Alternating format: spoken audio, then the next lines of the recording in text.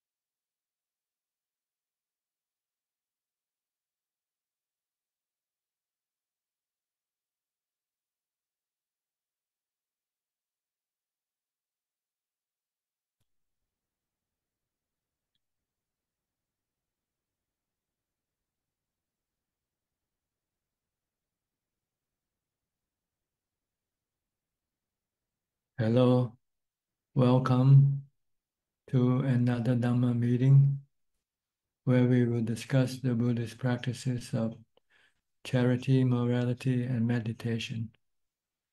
Everyone is welcome to join. And we have our first participant connecting with us. Not complete yet. Okay, not yet. Okay. Alex Turpin, you are the first person. Please. Okay. Hello, Tanajan. Yes, good to see you.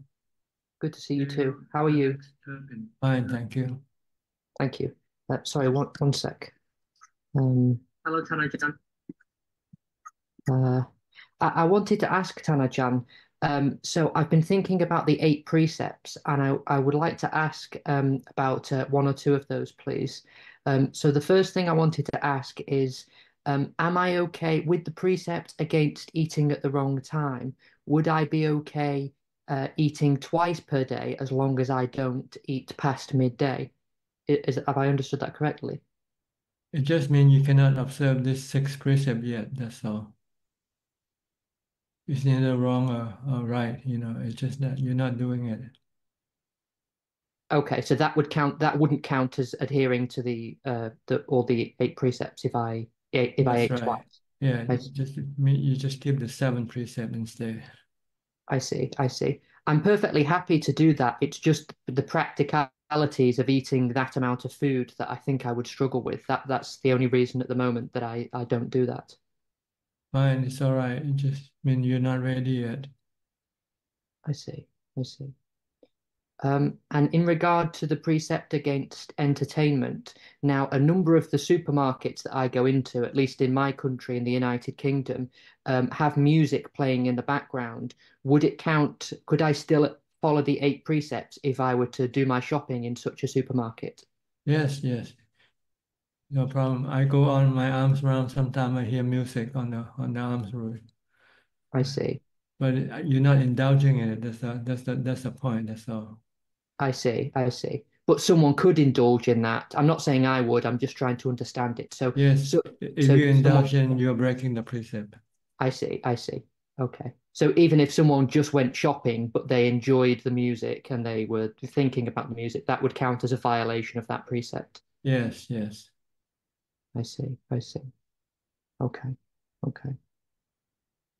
I also wanted to share with you some good news. I moved house recently, and I'd been speaking to you a number of weeks ago about living in the city and the harm that causes to my practice. And I've moved recently to the countryside, and I live near a forest, and I've moved recently, and I've been going on one or two walks, and I've been practicing my walking meditation, and I think it's been more fruitful than it was in the city. So I'm pleased about that. That's very good because one of the factor that affect your practice is the place where you live, whether it's conducive or not conducive to your practice. So you have to choose the place that is conducive to your practice, support your practice. I see. But then there are some people who say things like, well, it's not the environment, it's the mind it's the mind that's the problem, not the environment. Yeah, what would you say about that? Well, it is the environment that affect the mind. See, if you have if your mind is still weak, the environment will affect you. But if you have a strong mind, then it doesn't matter where you are. But that means you have to be enlightened already. You don't need the practice anymore, so you can live anywhere, be anywhere. I see. So even someone like the Buddha could be in the middle of, I don't know, New York City, That's and the right. noise and That's right. disturbance wouldn't bother him. Is that right? Yes, you can go to New York and preach and give sermon and so forth if you wanted to. I see. I see. Okay. The final thing I wanted to say is that I believe I accidentally misquoted the Buddha a couple of sessions ago, and I'd just like to apologize for that. I said that if anyone tells that the Buddha said if anyone tells a deliberate lie, then there's no evil they're incapable of. But it turns out it's actually if for anyone who tells a deliberate lie without any shame or remorse. That there's no evil that they're incapable of. So I just wanted to correct that. That's fine. Thank you. Okay. Okay. Thank you, Tarajan. We're not perfect yet, so we make mistakes. As long as we admit our mistake, then that's all right. Yes. Well, I don't want to slander the Buddha, so I wanted to correct myself. So Okay, fine. Thank you. thank you. Thank you. Next, Mike from New York. Good evening, Tanajan. How does today find you? How's your weather? Still cold? It's still cold. Yeah, it's a high of 31 degrees today in New York. So it's very cold. Um, I wanted to send my condolences and my well wishes to all of our friends in California who might be on the call. We're going through a hard time with the fires there. Um, Today I was thinking actually uh, I had a dream last night, and it had me thinking about um, storehouse consciousness, and I kind of just wanted to maybe ask you to talk about it a little bit. But I had this idea about storehouse consciousness um, from reading Dogen, and he was talking about how actualization or realization. There's like this line in this talk that he gave, the Ocean Mudras, the Ocean Mudra Sutra, that he says that the realization is the hand reaching for the pillow in the middle of the night. And I didn't really get that line at first. But then when I've been thinking more about storehouse consciousness versus mind consciousness, and how mind consciousness can say one thing while storehouse consciousness can still act in another way, is it's the path kind of aligning your desired mind consciousness with your storehouse consciousness. Um,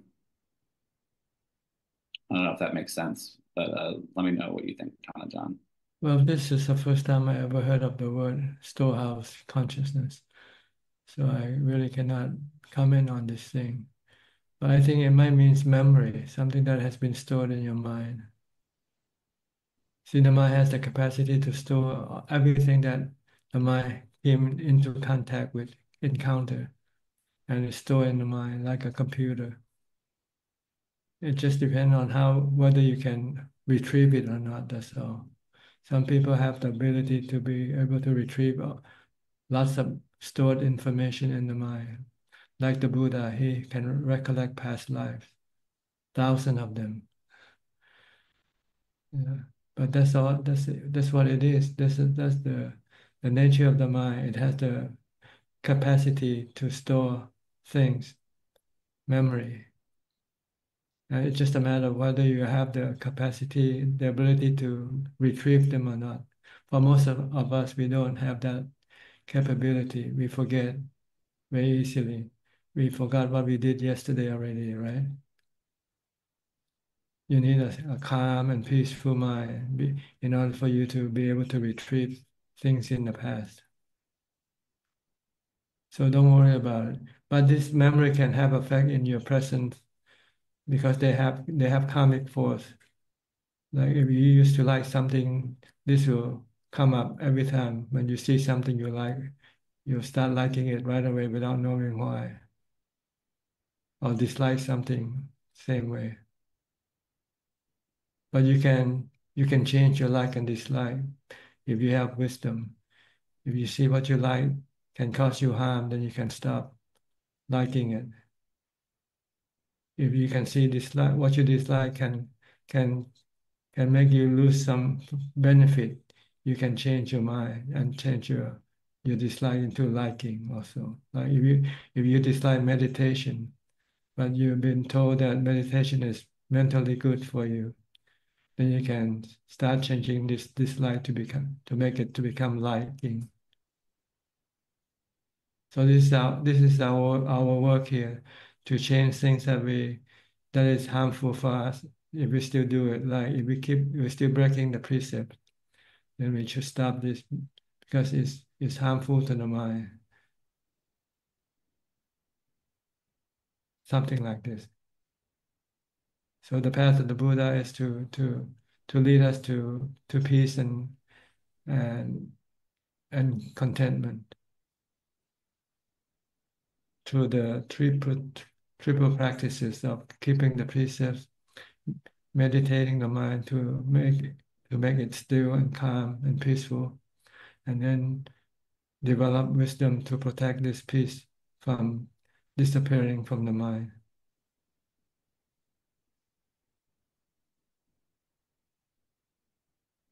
Okay, this is I guess this is about all I can say about what you want me to say.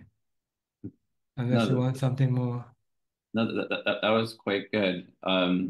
Does any, thinking like about likes or dislikes, are all of these, in your perspective, are all these from our present karma, or are these like kind of coming from, our past or ancestry or anything like that? Are we like inheriting karma? Not from our parents, but from our past karmic activity. Last last time in your last life, if you used to do something you like, you'll carry this over into this life. What you dislike, you also will carry into this life. It doesn't come from your parents, from your father or your mother. You get the body from your father and your mother, but your like and dislike, you get it from your karmic activities in your past lives.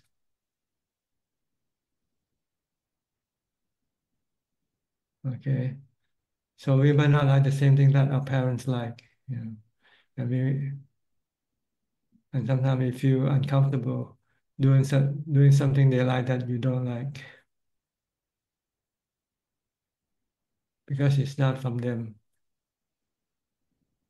You only get the look, the appearance of your body from them. You look like them, but you don't act like them.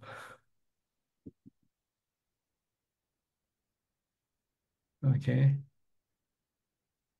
Thank you, John. that's all. That's all for today. All right. Next, Professor Ken from Switzerland. Good afternoon, Ajaan. Yes, how are you? I'm fine, thank you. Ajaan, I just wanted to comment on a couple of minutes ago. Alex was talking about eating precept.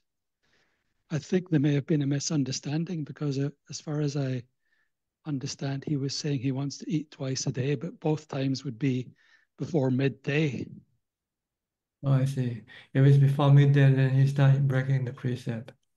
Right. So I suspected there may have been a little Yeah, misunderstanding there. I thought he was talking about dinner. No, Okay. no. As long as you don't eat after midday, then you're still keeping this precept. Even if you have to maybe move 1 hour later, I think due to the modern way of having meal, you usually you stop working at midday and have meal at midday. So if you want to be strict with this precept, you might not be able to keep it.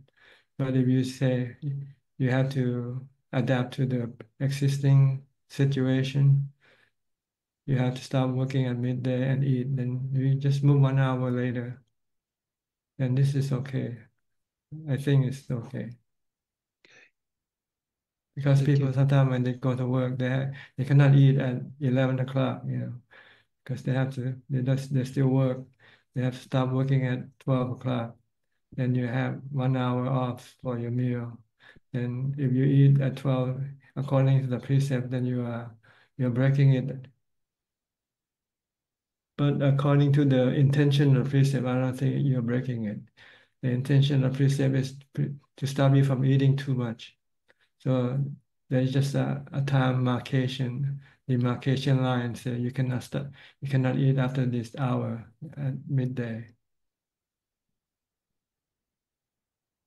Okay, thank you, Ajaan. I myself don't have any questions at the moment. Okay, thank you for clarifying. Thank you, Ajaan. Next, Alvin from Malaysia. Namaskar, Ajaan. I don't have any question. I'm just being respect. And also, thanks, Ken, for bringing up the question. Okay. Thank you. Hi. Next, Tommy from Australia.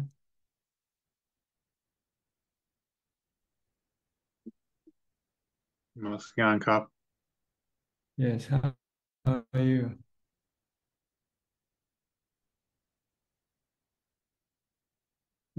Your transmission is on and off. You have to turn on your microphone again. Okay, Can you hear me? Yes. So I've been living the hermit life now for about 2 months, and I get to the point where I'm pretty much practicing all the time, and the main thing that's coming up is like restlessness. Like I have to go back to the monastery, or I have to move to a better forest, this type of thing. And I'm wondering is what the cure for the restlessness is. Lack of mindfulness. You have to practice more mindfulness during the day. Not just during meditation. You should be practicing all the time mindfulness, reciting a mantra in your mind all the time, or be mindful of your body activity. Don't let your mind go away thinking about some other thing unnecessarily. Yeah. Only think when you really have to. If you don't have to, then don't think. Stop it all the time, even before you meditate. Then you can control your restlessness.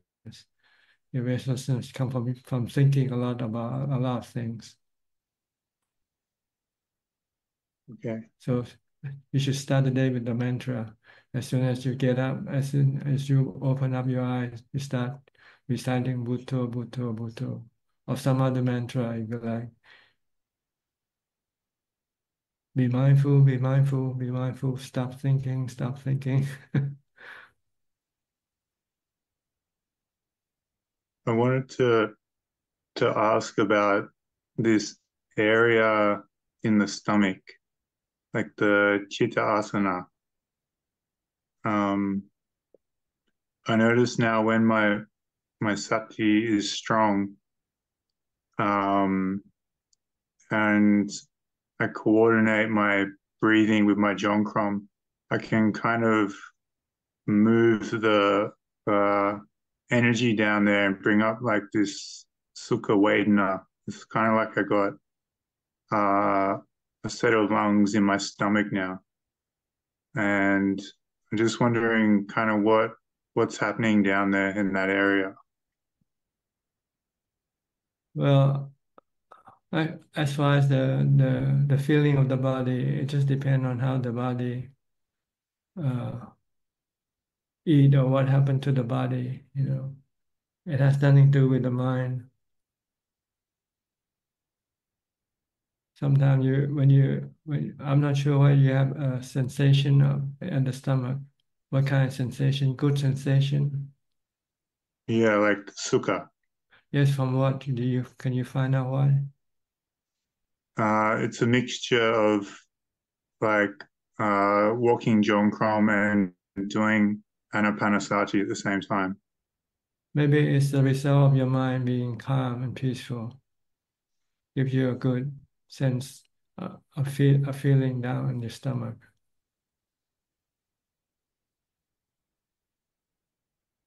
Okay. Because when you are mindful and you're not thinking so much, your mind can be light and easy, and you feel peaceful and happy.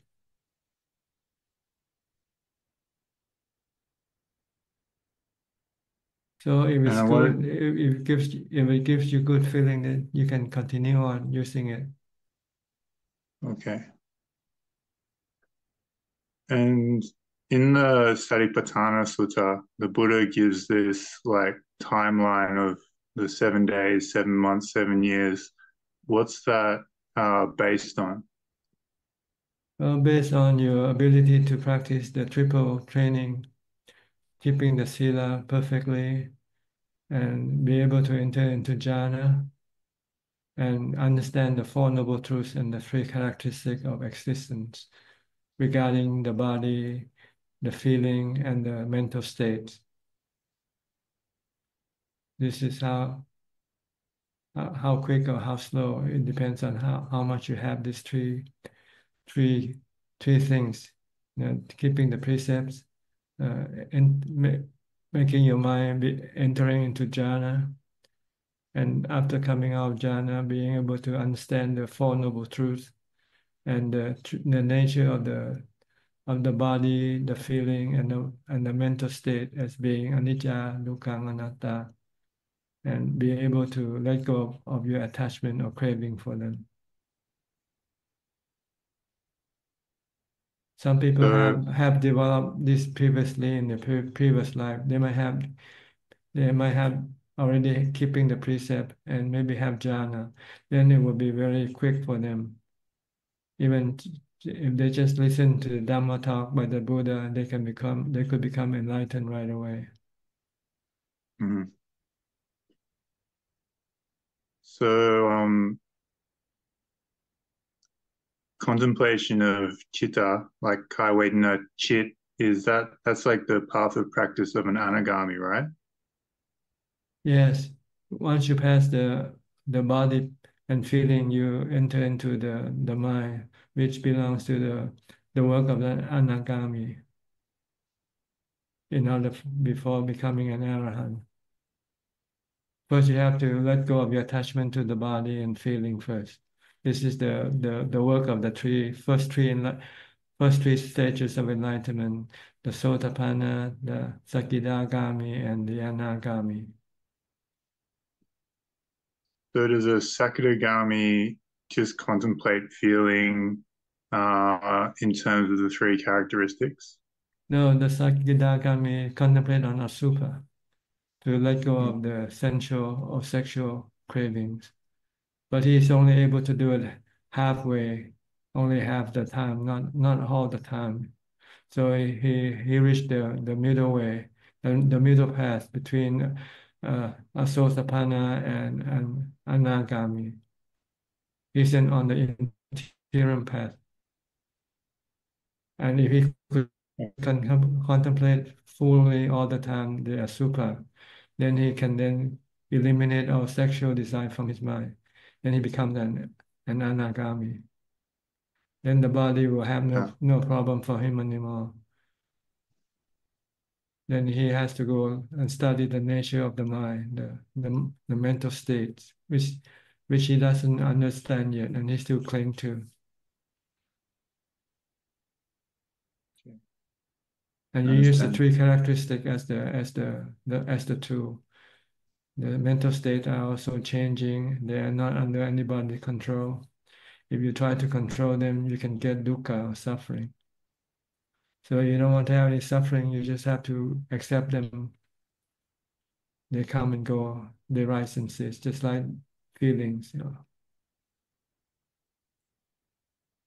Okay, I understand. Okay, good. Where are you now? Which level are you? Which level are you now? Earthworm. First one. Letting go of your body. Let it get old, let it get sick, and let it die. just the Patujana. Putushanai. Okay, anyway, I'm just teasing you anyway. Thanks, Ajahn. Okay, you're welcome. Next, Jason. You haven't changed your location yet. You're still in Cambodia. Master Karnkrab. Good evening, Tanajan. Yes, I think I got it changed in there, but it just hasn't posted. I realized I hadn't done it again when I got in the room. Yeah, I'm back in the States, and interestingly, last week when I was talking about my relationship with food, I've been sick for quite some time. I lost my taste for 3 or so days, so that was really interesting to see my relationship with food and how I experienced eating, not being able to taste the food. So it's just a really nice uh, opportunity to practice. Um, of course, my preference was to taste the food, but it was a case of like the Dhamma unfolding for me, and it provided some good thought for reflection. So yeah, that's a work in progress for me. Not really much to report. I feel like I've kind of turned the corner with being sick. So um, I look forward to kind of being more out and about. And yeah, thank you. Thank you so much. Yeah, grateful to be here. Okay, just be mindful of whatever you do, wherever you are. Thank you. Okay, next quote from California. You're close to the wildfire. Hi, John. Yeah, yes, I am. It's very close, and it seems like everyone who is safe knows someone or has friends or family who either evacuated or has lost home. So there's a lot of suffering in the city, and a lot of news about it. And but I think it when I look at the events that are happening, um, and hear the Buddha's teachings, it's just so true. Everything that he said about suffering and impermanence, and how just these belongings, these homes that we have are so impermanent. Uncontrollable. Anatta. Everything is not under our control. Yes, and the fire was just acting as fire, and the wind was just acting as wind, and you know, that just as elements. I was wondering if you had some words of how to see the situation clearly, um, while many people are suffering, and there is a lot of, uh, of devastation out there. Well, it just reminds us that life is suffering. It's not good to have life. It's not good to be born. So our goal is to stop rebirth, really. Because every time we have rebirth, we will have to go through this process, this suffering of aging, sickness, and death, and separation from the ones we love, from the things we love. Yes. So you can take this experience to teach you the Dhamma. So this is anicca, dukkha, anatta. This is suffering. Life is suffering. It's no good to be born in this world. It Yeah. doesn't mean when you're not born, it doesn't mean you disappear. You still exist, but exist without the body, that's all. Because the body is also suffering. Because you're going to have to lose your body one day anyway. Everybody. We all have to lose our body. Like it or not, we cannot choose. We cannot say we can keep the body. Yes, I saw on the news, actually on the news, some people are interviewed. They will say, um, I lost everything, but those are just things. At least I have my family. And I keep thinking that that's also not true. That That's right. Eventually, they're gonna lose even their family and their own body.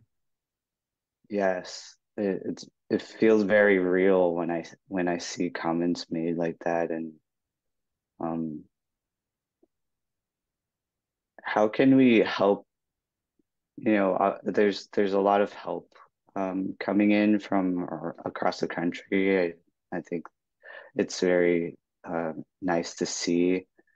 Um, are there any, is there anything I can say to people who maybe are not familiar with the Buddhist teachings that will encourage them, but are still truthful? Well, sometimes you have to look at what they need and not what they need right now is the four basic necessity of life. So I think this is what you should help them with. As far as the knowledge, understanding, it depends on whether they want to find out the answer or not. If they ask you, then you can tell them. But if they don't ask you, then it's not the time or place to tell them this thing. Mhm. I understand. Okay. I think we should be more concerned with ourselves, how we're gonna react to this situation if it happens to us. Because it can happen to anybody, anytime, anywhere. But still the same thing, losing our possession, losing even our life or our family. Are we ready to accept the truth and rise above it, or we're gonna succumb to the suffering of losing the ones we love? Yeah, I try to I guess there's no real test until it happens. But is there a way to try to penetrate into that knowledge and Yes, remind? you have to go live alone in the forest for a while. It's like losing everything. Get out of your comfort zone. Mhm. That's what monks do. Monks who want to become enlightened, they usually go and live alone in the forest after they have some basic training from their teachers. Then they wander alone in the forest, teaching the mind to let go of everything that they're attached to, Mhm. and be able to exist without anything, even without the body.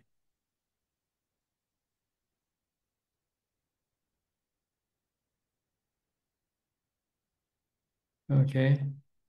Yes, thank you. Thank you so much. Try to become a monk for 3 months. This is a Thai tradition for Thai male at the age of 20. They will become a monk for 3 months to learn to learn the teaching of the Buddha. Okay, I'll make that my aspiration. Okay, your bucket list. Yeah. Okay, Thank you so much, John. you're welcome. Next, Rohini from the UK.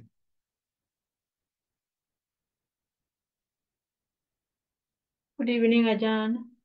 You're pretty much like a monk now. You live alone. You have nothing. Yes, yes.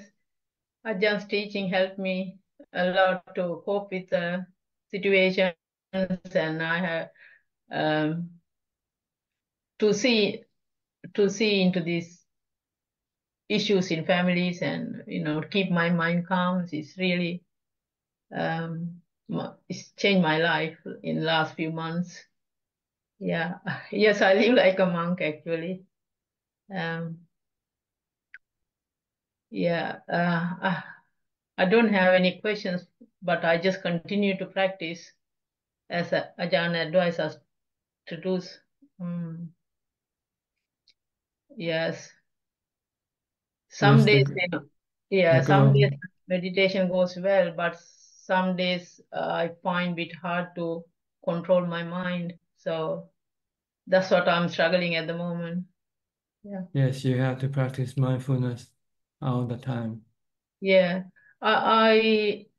Yes, I do understand from the time that I get up and then I think, oh, I'm going to be mindful whole day.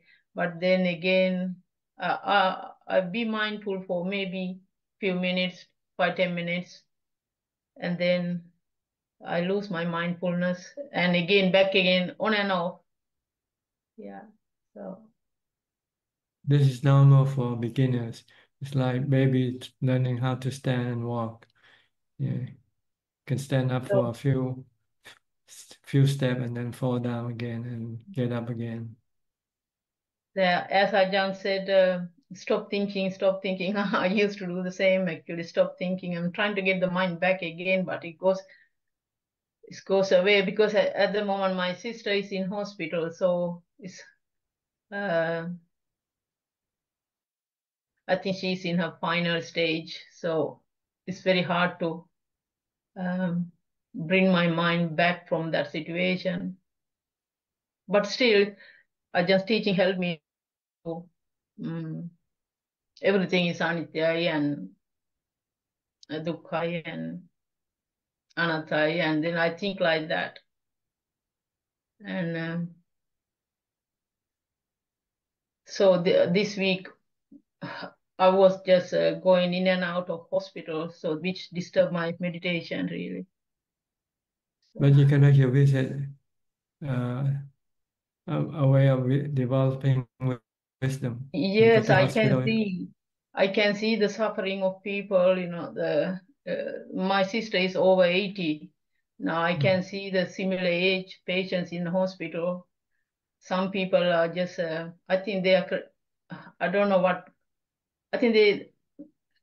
I don't know what word to use. That basically, it's crazy. They keep screaming, and it's really sad to see it. Because their mind cannot accept aging yes, or because painful no feelings. Dhamma. Yeah. Don't know Dhamma. Even my sister is the same thing because she's lying on the bed, unable to move. She's suffering a lot. If she had Dhamma, so she could have practiced mentally. You could be without calm and suffering. peaceful and not Yeah. affected by the sickness of the body. Yeah. Yeah. So thank you, Ajahn, for helping us to cope with these situations and train my mind before I get there. So yeah, follow the Buddha example. When he saw an old man, a sick man, a dead man, yeah, he bring it back to himself and say, "I'll be like this also one day." yeah, So I have to prepare myself, my mind for this eventuality. yeah. Thank you so much. Okay, Thank you, Ajahn. Thank the you. best way is to keep your mind calm with mindfulness, with meditation and wisdom. Yes, my mind is, I can see the difference is I'm much, much calmer than about 6 months ago. Because I used to worry. Now I can see, I can make up my mind and keep my mind calm because of Dhamma. Yes, because worrying doesn't help you anyway, Yeah. right? Yeah, it's really true. Thank you. Okay, you're welcome. Thank you. Next, Rick Cooper from Ohio.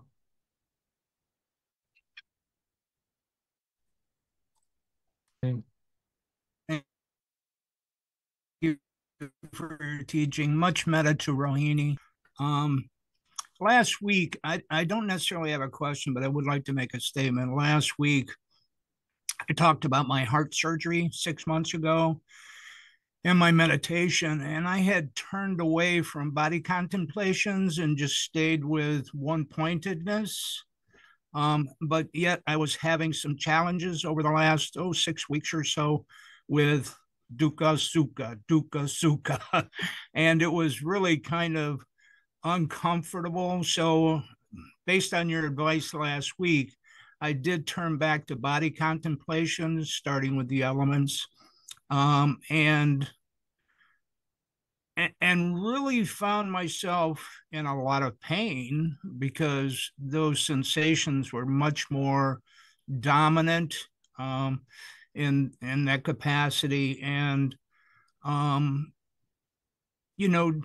through daily activities, I can turn my mind to different things. The mind is always looking for an object, and I can keep those objects on cooking or whatever it may be. But when in meditation and I turned my focus on body contemplations, I was realizing the discomforts as a result of the traumas to the body. But they kind of passed. They pass within the meditation after a few minutes, of course, or maybe 30, 40 minutes. And I got a lot of insights out of it and a lot of comfortability in my heart as a result of it. So I appreciate your wisdom. And just one more thing. I see the doctor again on Tuesday, no, today's Tuesday. Let's see, Wednesday, tomorrow. They film all of the surgeries, and I'm going to see if I can get a film of them doing my surgery and opening up my chest and stuff. I think that would be really profound and freaky and very freaky. But anyway, thank you for your teachings and thank you for your support and all your wisdom. Okay, you're welcome. I hope you see the light. See everything according to what it is. Okay, next, go to Philip from Malaysia. Good evening, Ajaan. Greetings. I don't have any questions tonight. Just happy to be listening in. Okay, go to Marco from Holland. Hi, Ajaan. How's everything? Good. My meditation's going well. I think yesterday I had a unexpected good session. Funny enough, there's quite some changes at work which affected me. So my meditation last week was not that good, which was right after the session I had with you, which was interesting because then I immediately thought about, okay, this is what it's all about. Nothing remains the same. Everything changes. But what I'm realizing is that when your expectation is lowest on the meditation, you actually go through the motions, actually get the best results. So I'm wondering if that's the right approach, just to do so and get used to doing so. Same with mindfulness. I realize that I'm being more mindful in everything I do. I think my walking meditation is going very well. I become very calm, and then afterwards I can do my regular meditation really good. So yesterday was really an eye opener for me, which I don't know how to describe it, but it feels good. I just don't have the words for the feeling I had. And a question that I had was about, in the past I used to be afraid of having a stroke and then not being able to think or do anything with my body, and I've been contemplating that a lot. And I know that I read about the mindfulness at point of death, that will help with the next rebirth. So if you're mindful, you're able also to remember some of your past life. But how would it work if you would have like a stroke, or how would that affect the mind? Does that affect the mind, or is it truly only the body? Well, it depends on how you train your mind. If you have trained your mind well, then whatever happens to the body will not affect the mind. But if you haven't trained your mind well enough yet, whatever happens to your body will affect your mind, because your mind will react to what happens to the body. It will have this cravings or desire to be or not to be. See, you have the desire to be well, and when you get sick, then you can have a negative reaction to it. And this can cause you a lot of suffering to the mind, not the body. But if you prepare yourself in advance that this could happen, and when it happens, you accept it, then there would be no suffering in the mind. That would be a formation of fear, probably. And in my case, that I would be worried about that in the past. And because I would be worried, I would be creating that suffering. Because you're not yet ready to accept that situation. So you have to train your mind to accept it because it's uncontrollable. Your body is uncontrollable. You cannot say how it's going to be, but so you have to prepare yourself to accept whatever will happen to your body. But you try your best to look after it, you know. But if should anything beyond your ability, then you just have to accept the consequence of that. The worst is death anyway, so just think about death a lot of times. And whether we like it or not, we're gonna have to go through it. We can go through it peacefully, or we can go through it traumatically.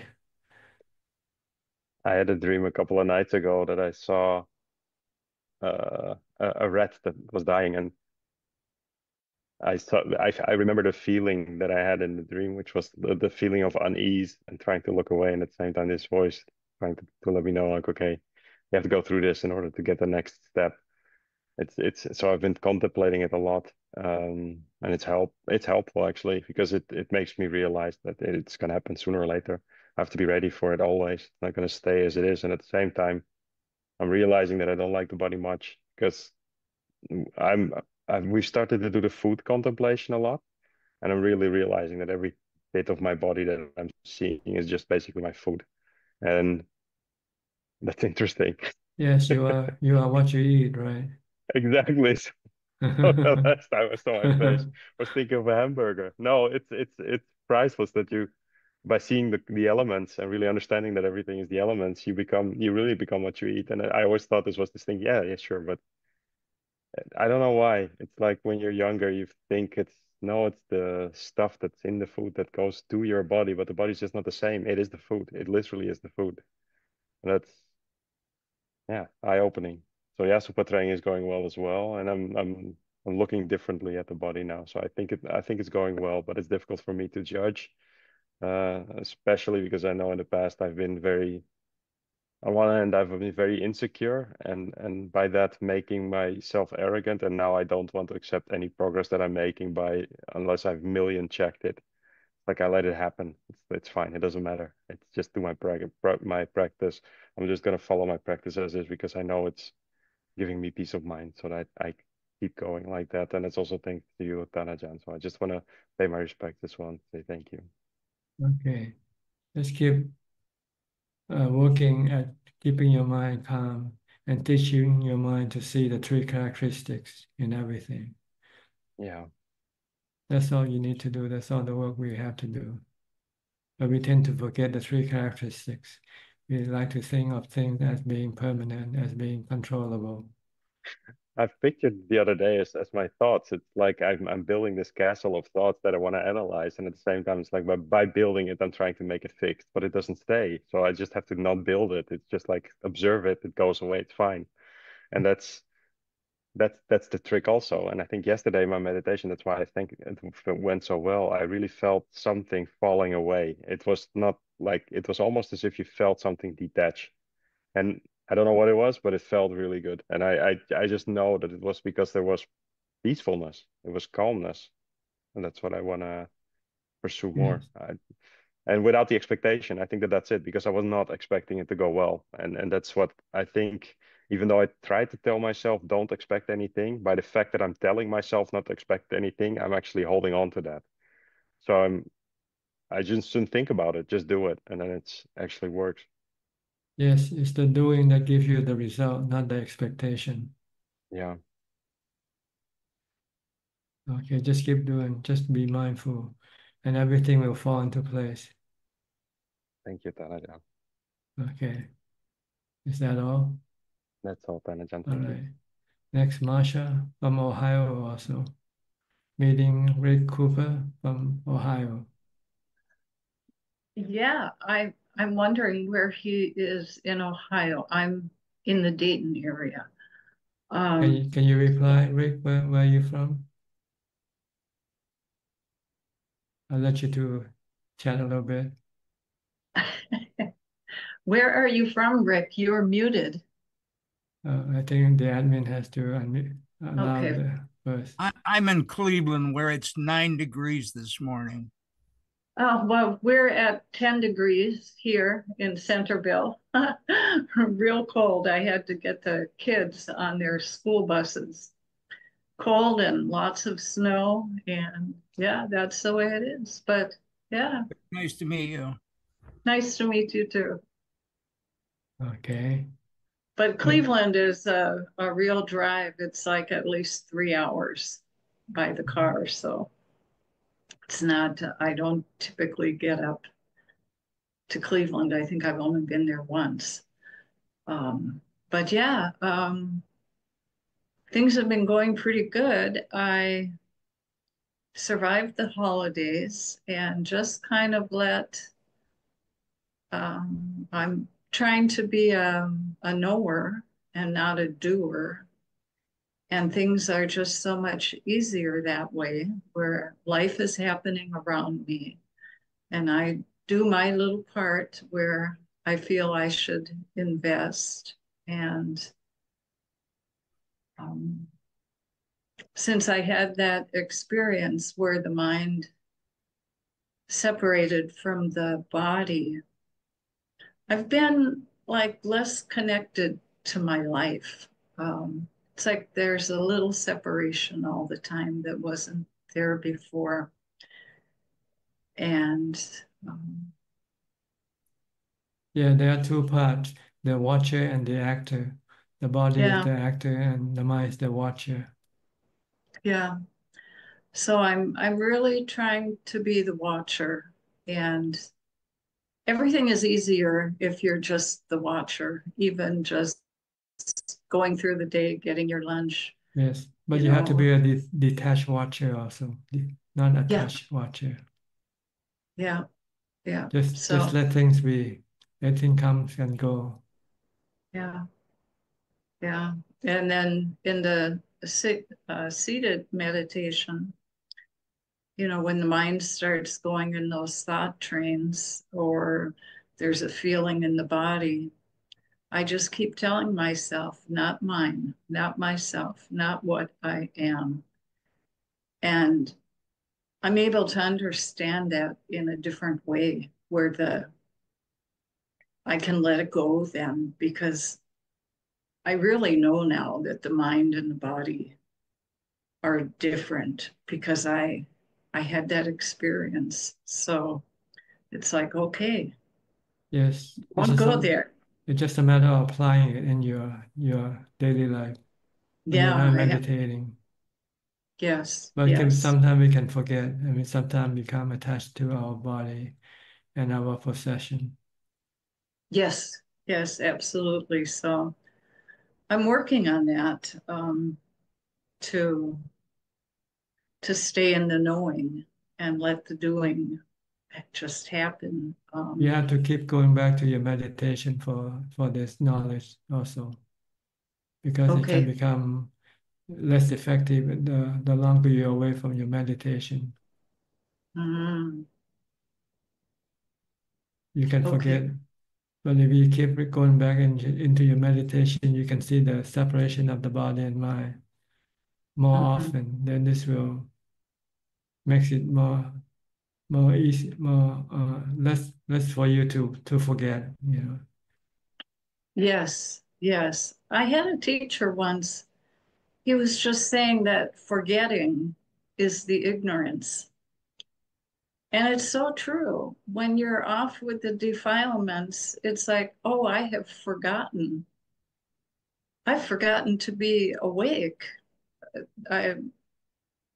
It's like either you're awake or you're not awake.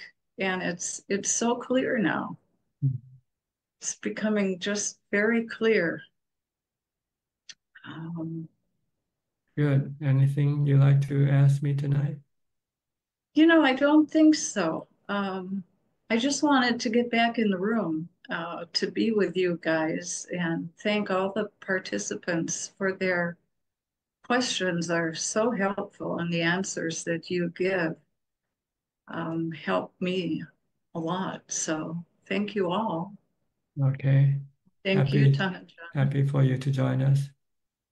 Okay, thank you. Next step from Oregon. Is it cold for you there, Otto? No, not really.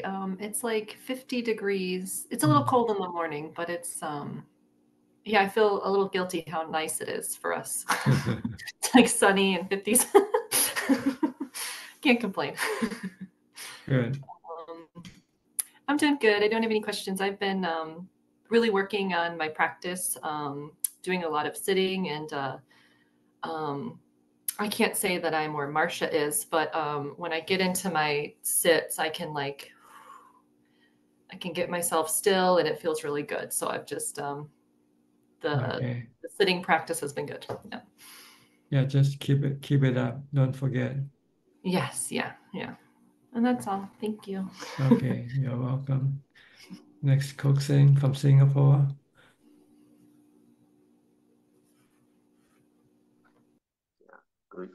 Greeting, Rajan. Yeah, just to update you, last week you asked about that I update about my aversion to the birds fluttering. So just to let you know, yesterday it was raining whole day, so I didn't go for the upper dana for the monks at Pinabata, so I don't have a chance to walk under the trees where the birds are crowing. Yeah, so maybe next week, when I go to Upper Dana, then I will see how is the effect when I walk under the trees where the crows are residing. Yeah. So just to let Prajan,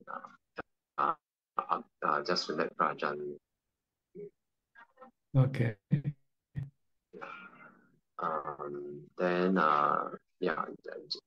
one question this evening, I was reflecting on the talk last week when you were telling Sui about looking at one's spouse as a source of dukkha instead of as a source of happiness.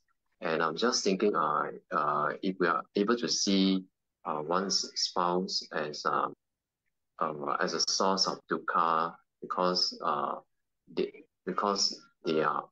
they everything in this world, human beings included, they are anicca, they are anatta, and therefore by this nature they are dukkha.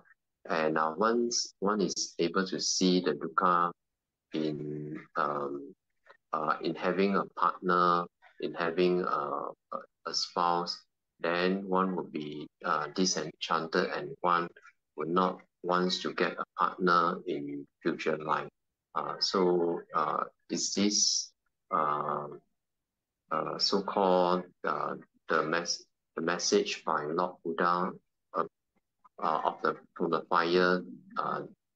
fire sermon about disenchantment? Well, it's similar.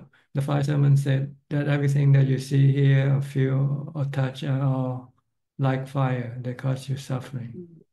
So whatever you have, whatever you possess, they are all anicca, dukkha, anatta. So you will be burned by them if you possess them. If you don't possess them, then they will not burn you. And the fire that burns you is the fire of attachment, of cravings, of greed, hate, and delusion. But if you don't have any greed, hate, or delusion, they will not burn you. So you have to, if you live with your family, you must not be attached to them. If you don't want them to burn you, to hurt you. So how do we not to be attached to our family? Just see them as being the three characteristics, having the three characteristics. They are impermanent. They one day, sooner or later, will have to be gone. And they are not that. There's no self. They're just the four elements, something that you cannot control.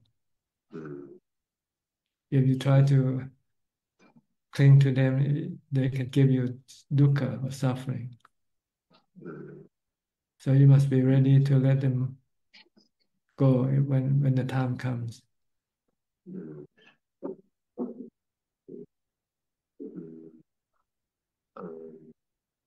Then, Prajan, may I ask them, how do we so-called, in one way we want to practice to be disengaged and not attached, not cling to our family. And on the other hand, we also want to practice metta in our so-called dealings with other people. So how do we balance these two needs? Well, you can have loving kindness without attachment, see. Like when you have loving kindness for other people, you don't have any attachment toward them. So you can do this with your family also, your family members. You can have loving kindness, but at the same time not have any attachment for them. Okay. Yeah, I think for other people, because they are not my, let's say, my offspring or my spouse, so the clinging, the grasping may not be that, but when it comes to one's offspring, then the clinging and the attachment will be very strong. So you have to contemplate a lot on the anicca and anatta nature. Every time you see them, you have to say they are anicca, they are anatta. And they're gonna be separated from you one day, sooner or later. If you can constantly remind yourself of this, then you can let go of your attachment also. And it will be more helpful if you can meditate and get into jhana. Then it will be easy for you to let go. Okay. But at least you have the wisdom now. You have the knowledge now. You're gonna have to lose everything that you have, whether you like it or not. It's borrow wisdom at the moment. Yeah, but if you keep reminding yourself, one day it will become your own wisdom. Okay. Yeah. Don't be lazy contemplating about these facts. Yes, Ajahn. Constantly reminding yourself, anicca, everything is anicca. Okay. Okay. Yeah. Okay. Thank you, See how you feel. If you try it for one day, just think about everything, about losing everything. See how light your mind will be, light and easy, peaceful and calm, and have no more worries about them. Okay. I will try to contemplate that. Yeah. Okay. Yeah. Good. Okay. Thank you, Prajan. Next, outsourcing in Chinese now today. Chinese character. Good evening, Tan Ajahn. May I ask a question? Yes. Normally, every weekend, I go for my meditation session at the meditation center. Last Saturday and Sunday, my mentor asked a question at the beginning of the Dharma sharing session. He asked a question. Anyone has experienced calmness, experienced samadhi or concentration? Please put up your hand. I didn't put up my hand because I wish to stay low profile level. I didn't put up my hand. By not putting up my hand, am I breaking the precept of lying? You're not saying anything, so I don't I think didn't you're say breaking anything. any precept. If you're telling something that's not true, then you are. Just I kept quiet. I didn't raise my hands. It's all right now. See? I think it's okay, Okay, yeah. now I feel that my mindfulness is better. Then when I do walking meditation, I could walk without thinking much thoughts, very little or no thinking. Then when I go for sitting, I go into samadhi very fast. Then I discover I do 15 or 20 minutes of walking. It's very helpful. Good. If you can also, when you're not meditating, if you can contemplate on anicca, dukkha, anatta, also will be very helpful. Do that. Everything is anicca, dukkha, anatta. Body, feeling, the mental states, or the external possession that you have, people and things, they are anicca, dukkha, anatta.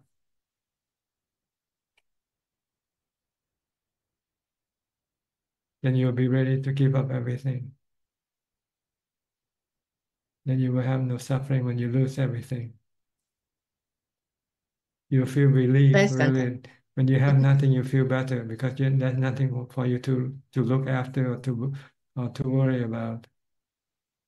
My attachment to my family is still strong. I always contemplate Monday to go separate ways. Yes. It's good to think because it will happen. And if you're ready, if you don't cling to them, then you can go peacefully without any anxiety or worry or fear. Okay. Thank you, Ajaan. Next, Alfredo from Sao Paulo, Brazil. Hi, how are you? I haven't seen you for a few weeks.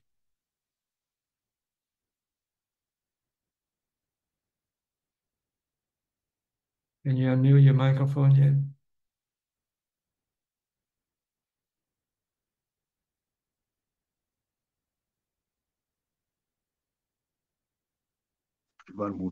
Okay, Bante. Yes, can hear you now.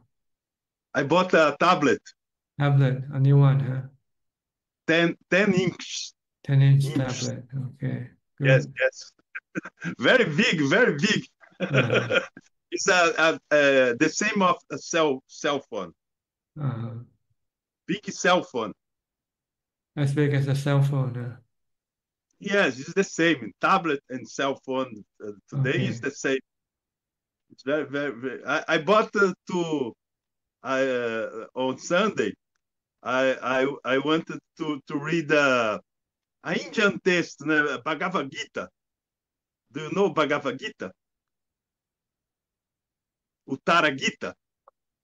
What's It's that? a Brahma, a text of Indian, Brahma, Vishnu, Shiva.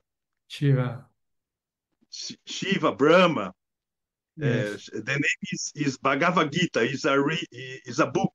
Yes, the Hindu scripture. Hindu. Yes.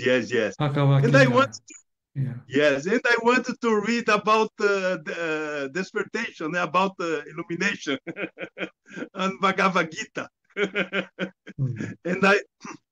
the name is Uttara Gita, and I bought the tablet to read the text. Okay. I bought in internet, 25 reals, $6, to read on the tablet, to both archive to read. Yes.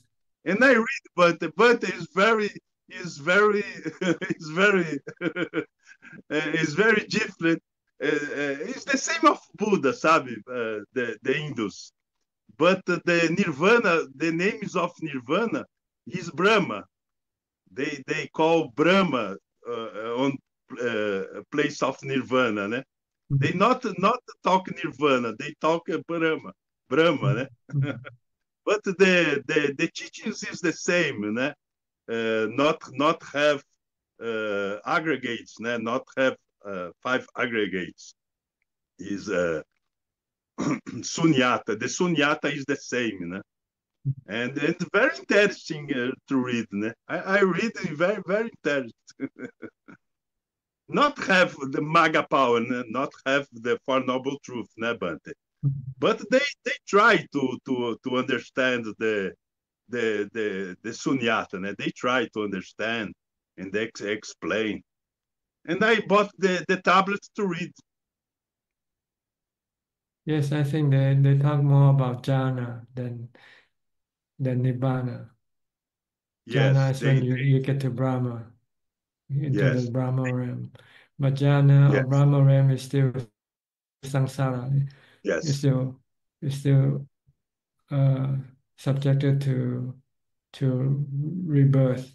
yes, But with nibbana, you don't come back. You don't take rebirth anymore. yes, This is not anything. This is something that nobody knows except the Buddha himself. yes, The Buddha discovered nibbana. yes. Yeah, but they read Brahma not in jhanas, né? But it's not truth, né? But they talk about Brahma. It's not in jhana. They practice samadhi, but they don't have for jhana, né? But there is truth, né? It's false, né? But it's fake, né? But it's not for me. It's fake, né? But it's not for jhana. It's fake, né? Is hallucination, né? But it's moha, né? But it's not truth. But it's for me. But I don't. But the samadhi is the same. They practice samadhi a lot, né? They practice samadhi. I don't think it's the same, Saban. The difference is the goal, né? Arahantaship and Bodhisattva. The goal is the difference, né? But Yeah. If you want to get to nirvana, you have to understand the Four Noble Truths. yes. They don't tell about Four Noble Truths. They don't have teachings to practice, né, Bante? They only have teachings to practice samadhi. They use samadhi. That's the highest level that they can attain to. Yes, they think is the highest level. Only practice samadhi, but samadhi is not words, né, Bante? Samadhi is only practice, né? Samadhi. It's difficult to understand the Hindu's teachings, né? Because it's not possible, né?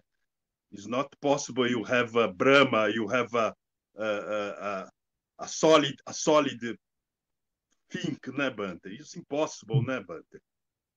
A good divindades. Why did you want to study anyway? What? Why did you want to study the Brahma teaching? Where are you studying? Why did you want to study the Brahma teaching, the Pavaka? No, only curiosidade. Only to see. I see. Only to see. Just curious, huh? Just curious. Yes, curious. Yes. Because Okay.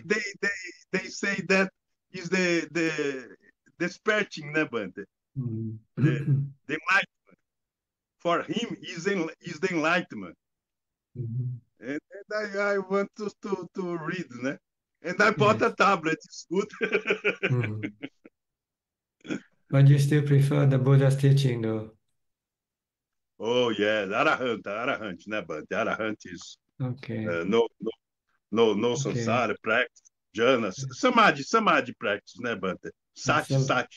Samadhi, Sati all days. Then you have to move to wisdom. After you have samadhi, you have to move to wisdom. Yes. For me, samadhi is very important, né, Bante? Because no samadhi is very sad. Samadhi is very important to me. Samadhi is. I think samadhi is the last teachings of Buddha on Four Noble Truth, né, Bante? So samadhi is the last teachings. Because samadhi is the more important. Yes. Before you can get to wisdom, excuse me, you have to have samadhi first. Excuse me. Yeah. I know that the knowing is very, very difficult, né? But the knowing is a Buddha Buddha have knowing. We don't have knowing, but we teachings and we studying and we practice samadhi to good to have a good comprehension, né? But to have a good jit, né? To have a good understanding about the Dhamma. But knowing of for jhana is very, very difficult, né, Bante? Knowing is very, very difficult. Yes, For you need mindfulness. You need to practice a lot of mindfulness.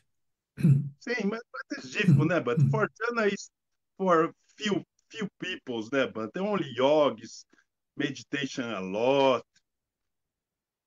I have a teacher on past, Utaranayana, Myanmar teacher, Myanmar monk, né? And they stay in my house for 2 weeks, né? In 2000, and I reach for jhana for 2 days, né? But I know what jhana. I have jhana. I know of nobody.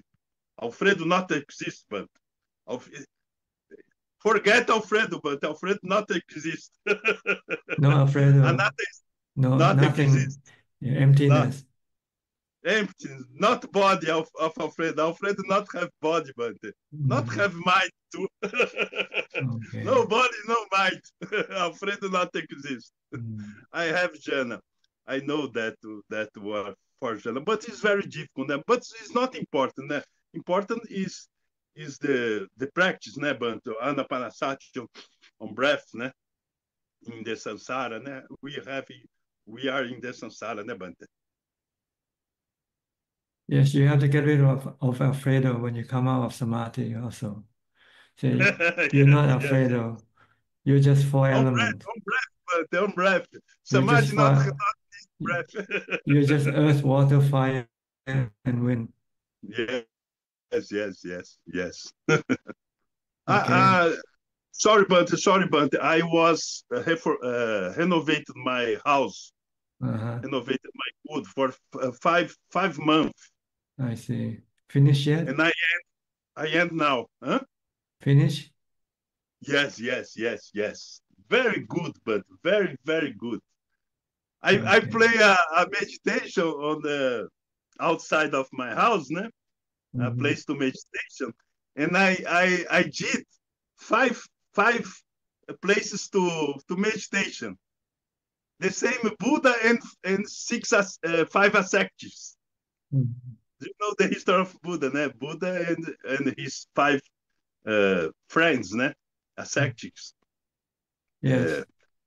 Então I do. Other day I show to you outside of my house. It's very good. The place of meditation for me and five places for five ascetics. Yeah. Okay. I don't have five ascetics, but the place is there. But okay, in case they come to see you, huh? Yes. My renovating is very good. Okay. Okay. Thank you for your information. Oh, thanks, but thanks for teaching. Okay. I was listening you in Facebook. Okay. It's the same here, né? But it's the same. Yes, okay. I like a lot. I like you are my sangha, né, Bante? My only sangha. I see. You are my sangha, né? Okay, good. I'll see you next time. It's good to have friends in Dhamma, né, Bante? That's right. The Buddha say, yes, Buddha say the friends is more important in Dhamma. Yes, your friends in Dhamma can help you. Yes. Thanks. Okay, see you next week. Next, Nita and Saket from Northern California, San Francisco, Santa Clara. Good evening, Bhante. Good evening, Ajaan Suchart. Well, I don't have any question, but just an update that we are leaving tomorrow from California, and it's been exciting and hectic last 1 week. Which airport you're leaving from? San Francisco or San Oakland? Francisco, San yes. Francisco. When I left the state, I left from Oakland Airport. I hitchhiked from Fresno up to Oakland to Berkeley. I have friends staying there for a few nights. Okay. Then I caught a plane from Oakland Airport. Yes, yes, they are close by. Yes, Berkeley, Auckland, San Francisco. Yeah. Okay, have a good trip, good journey. Next week I'll see you in India then. Thank you, Ajaan. Thank you for all the help and support that you've provided us, and that's how we have been able to make this decision and follow the Dhamma path. Okay, I hope you don't blame me if it doesn't turn out good. Um, it will turn out well, I have the feeling. But yes, If anybody to blame, you should blame yourself. That you're not good enough yet for the transition. true. I agree. How Yes, about actually, you? yes, Ajahn, we are very excited to go, and we have been wanting to retire early for many, many years. Oh, absolutely. And everything you said, even when we look at our planning, everything has come together. So, and absolutely, we will not blame you. In fact, we are really, really grateful because my mom's health's also going down, and it's been coming down a lot over the last week or two, even. So, I'm just so happy that we are going to India and we can also support her and practice Dhamma. I mean, those will be our, I think, most important things that we plan to focus on when we go. Um, a little stressed about our journey because we are also taking two cats with us, and one of whom is known to hate any kind of motorized or jet transport. So we got some chocolates for the people sitting next to us. So at least they don't drop us off in Europe or something on the way. Um, and yes, and Ajahn, I had a question. I've been trying to use the mala beads as a way of just kind of chanting during the day, and just wanted your thoughts. I feel it's quite helpful that with the mala beads, I'm able to, just think of Buddho, or when I'm with people, metta, um, or anicca. But is that a good idea, or should I not be using such a tool? Well, when you're starting, this can be helpful for your mindfulness, but eventually you want to do without it because it will be better. It's like a crutch, when you're not able to walk yet, then you need a crutch. But once you're able to walk, then you should just give up the crutch. Yes. Yeah. Because if you rely on your beats and one day you should lose it, then you will not be able to practice, right? Yes, Ajahn, that's correct. Even now, many times I get stressed if I can't find the beads where they are, and it's become a new challenge in my life. Yeah. Yeah, you don't want to rely on any external thing. Rely on your mind, what you can generate with your mind, use with your mind. So try to practice until you have enough mindfulness that you'll be able to do without anything. Certainly, certainly. I think the key is to do a lot of practice. That's the key. To do as much as possible. Mindfulness all the time, all day long, from the time you get up to the time you go to sleep. Any moment if you can remember, say, oh, I should be mindful, I should be mindful. I shouldn't be thinking about this and that if I don't have to.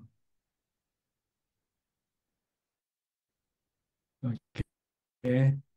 Certainly, Ajahn. Thank you so much for your teachings, and thank you for encouraging us to take up retirement. Appreciate it very much. Thank you. Okay, I hope everything works out well for you. Thank you, Ajahn. All right, see you next week, maybe, if you are able to come in. Yes. Okay.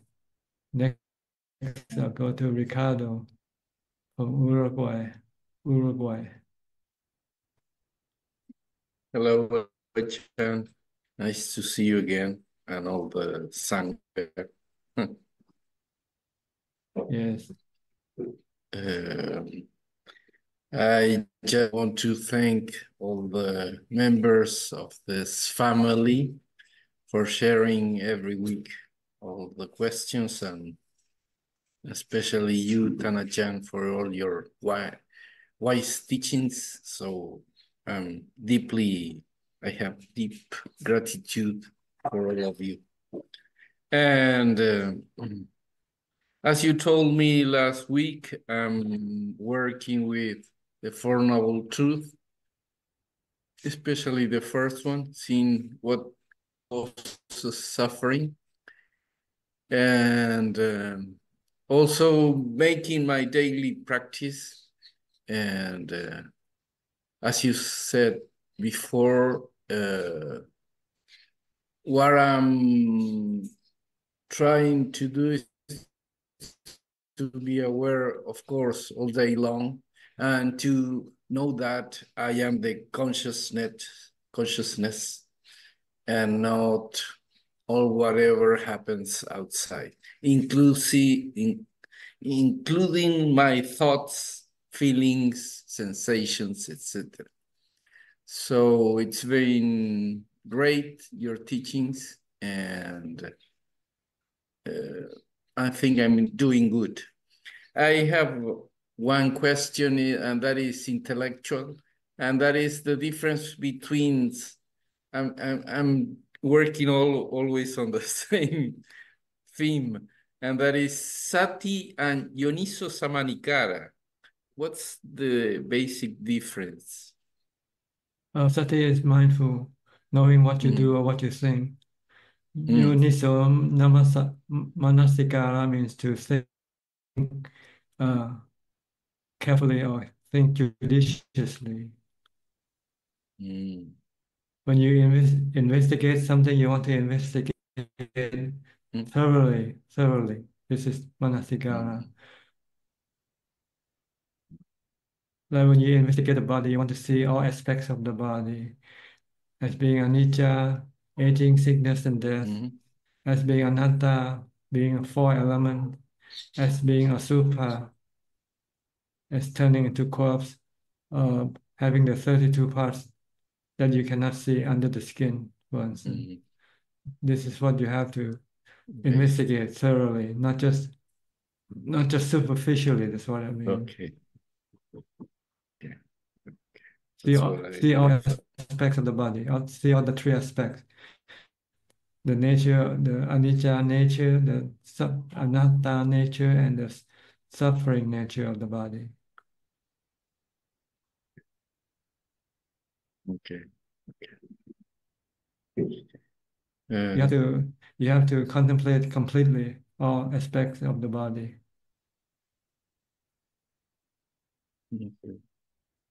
Not just the part you like and forget about the part you don't like.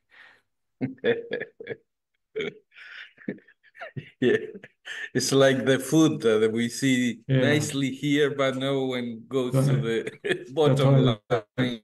Yeah, it's still food, right? But it's just change appearance. That's all. Right. Say. Yes. Okay. Okay. So again, mindfulness is sati, and the manasigara means wisdom, the development of wisdom or investigation. All right. For knowledge. Okay. All right. Okay. Good. Very good. All right. Good enough. Thank you, Ajahn. Have a good day. You're welcome. Next, Sarasi from Switzerland. Still in Geneva? Yes, Ajahn. Good evening, Ajahn. Yes, Good, I'm in Geneva. good morning to you. Good evening, actually. I'm sorry. Oh, Good evening. your evening or so now. Okay, Yeah, all yeah, right. it's evening. I'm mistaken. I have two questions, Ajaan. Yes. It's one based on the last week's discussion on Ajahn Mun conversing with the Buddha. Is it, I understood that it's the pure awareness of Arahants that even after their passing away, they remain. The pure awareness remains. Likewise, can we say even a living Arahant, their pure awareness, it's the same with the living Arahant. Their pure awareness remains. Only thing is that they have an attachment to the body. They don't have an attachment to the Yes. body. One doesn't have a body and the other have the body. The living Arahant still have the body. It's all for their passing away. The living Arahants are already in that terms passed away. Is it? That's right. The Buddha became enlightened at the age of 35. See. His mind already had reached nirvana. Mhm. Okay, for me it's a bit difficult to understand. I'm trying to clear that out for myself. Yeah. Yes, Ajahn. That's why I want. You have to look the mind and body like the driver of the car and the car itself. See, they're two separate personality, two persons. Whatever happens to the car doesn't happen to the driver, right? Mhm. When a person doesn't have a car, doesn't mean he dies with the car. He still exists, right? When you don't have a car, you Yes. still exist. When you have the car. So the body and the mind is like that. The mind is like the driver of the body. The body is like a car. Mhm. Okay. I have another question. Okay. Yeah, it's during our meditation, when a pain comes up, do we have to contemplate on the pain, or is it better to ignore the pain and then continue meditation and then try to come to samadhi or jhana status? Well, it depends on what you can do. See, the first way to deal with it is to ignore it by concentrating on your meditation object, such as a mantra, to prevent your mind from engaging with the painful feeling. Because if you allow the mind to engage with the painful feeling, it wants the painful feeling to disappear. And by having this craving for the painful feeling to disappear can cause dukkha or suffering to arise in the mind. It's the suffering in the mind that makes you unable to withstand the painful feeling of the body. So the first step is to pull your mind away from the painful feeling. Don't engage with the painful feeling by staying with your mantra. If you can stay with your mantra, then eventually the mind will forget about the painful feeling. And then the mind will become calm and peaceful and be able to coexist with the painful feeling. This is the first step we call the method of mindfulness, meditating or concentrating the mind on your meditation object, such as a mantra. Don't let the mind engage with the painful feeling yet, because the mind will have the defilement, the craving for the painful feeling to disappear. And when you have this craving for the painful feeling to disappear, your mind becomes stressful, having suffering. And this will cause the mind not to be able to withstand the painful feeling of the body. Okay. That Then, is in the initial stages. No, later on, can we, later when we on, develop. if you have strong mindfulness, strong samadhi, when you come across the painful feeling, you can engage it by using wisdom to teach you to study the nature of feeling as being anicca, anatta, uncontrollable. You cannot tell the painful feeling to change it to good feeling. Mhm. but you can accept it, face it with calm, with equanimity if you have developed samadhi already. And just to leave the pain alone. Like you leave the sun alone. You leave the sun to rise and set by himself. You don't try to change that. You deal with the feeling the same way like you deal with the sun or the wind or the weather. All right. But you have to have strong Yes, it's very difficult, Ajahn. So the first step, you should use concentration first when you come face to face with painful feeling. Okay. Don't engage. Focus on something else to get your mind away from the painful feeling. Mm-hmm. Okay. Try it, see how it works for you. Okay. Thank But you you very have, much, but you have to Ajahn, be, for but you your have to advice. be patient. It might not happen right away. It doesn't mean when you recite the mantra for a few minutes, it will become calm. You might take a few longer time to do it, but just keep doing it. True. Yes, Ajahn. All right. I hope Okay. it works for you.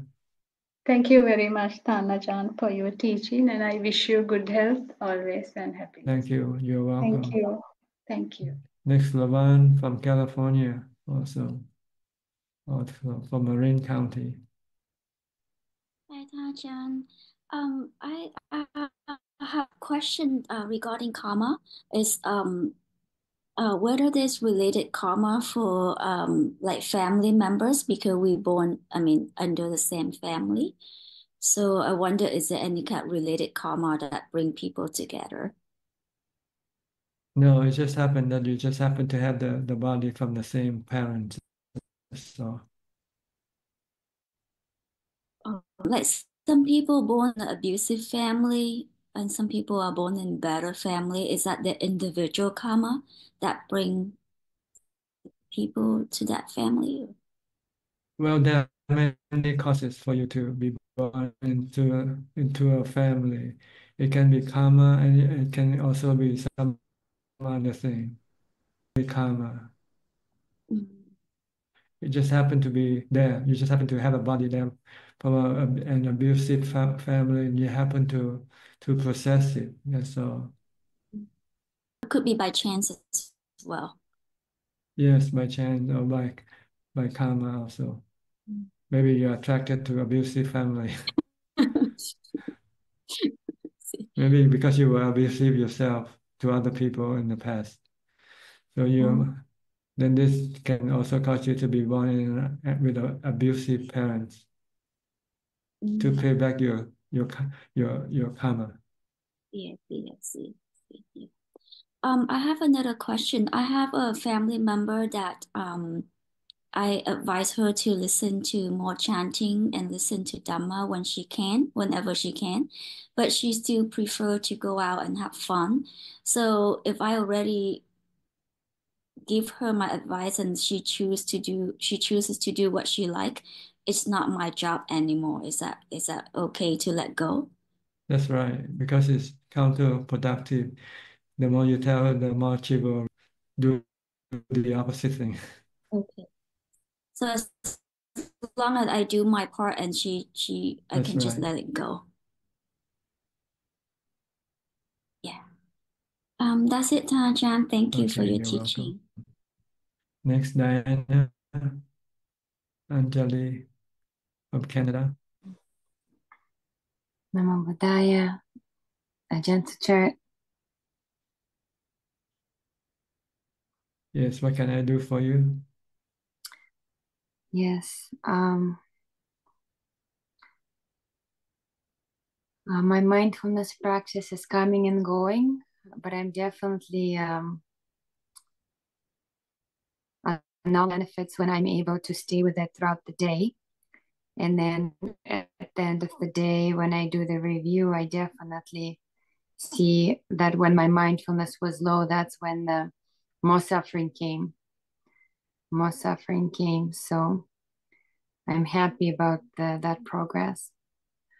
Now I have a stable morning practice. So that also is good to have some sitting time, not just when I'm going about the life. Yes, I had some thoughts and questions about the what the people were sharing, and I had like a question about a family situation when like my family member was being scolded for something, and when I was hearing about it, like in the passing, I wasn't thinking too much of it, and then when I don't know, suddenly when I heard more about it yesterday, I felt like very upset about it. Like, well, actually, it's about my mom. I felt about upset that, you know, some people have hurt and harmed her, and then she was hurt and harmed, and then I was trying to find a way to apply Dhamma for that, like in terms of I was trying to recall what your teaching was about, just like it's better to like walk away and not try to prove yourself right. Could you speak a little bit more about that way? I don't know if I explained my situation properly. Like what could I share with that family member, with my mother, that might be helpful in this particular situation, because it's present in her life, and just because she's not looking at it, I find that when it comes up, she has painful reactions to it, and now it appears that I'm feeling pain for her.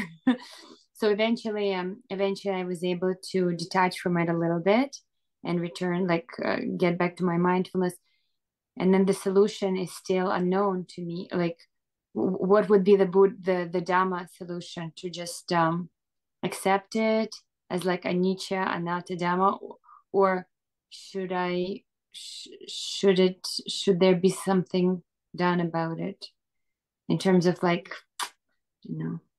Well, first of all, you should accept it as being anicca, dukkha, anatta. So this will then remove the stress in yourself. Mm-hmm. Then the next step is to see what can you do with that person. Can you talk to that person, or you can do something for that person or not? See the possibility. If there's something that you can do, then you can do it. If you see no possibility of doing anything for that person, then you just have to stay put, not do anything.